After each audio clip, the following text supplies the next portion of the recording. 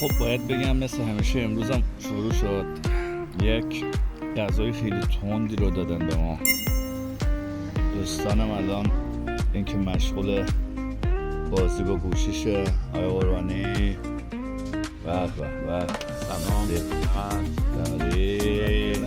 عادلی ها چطوری؟ ممنون متشکرم. مخلصی آقا ما کجاییم؟ فکر کنم که از کی پرسیدی؟ الان جفت ستاد است.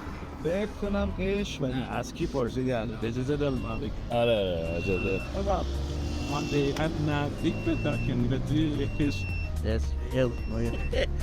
نزدیک به آقای قربانی؟ نزدیک به داکن گزینه زیبای قش. بله الان متوجه شدی آقا بارسا کجایی؟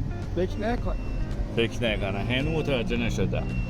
ما الان همچنان جزیره قشم هستیم، جای شما سبز داریم. برنامه رو اینجا تولید میکنیم مسافر و باید بگم که حتما به یوتیوب ما سر بزنین و برنامه هایی که از سراسر ایران داریم میگیریم اونجا ببینین، اون قلب قرمز هم بزنین، خوشحال میشیم.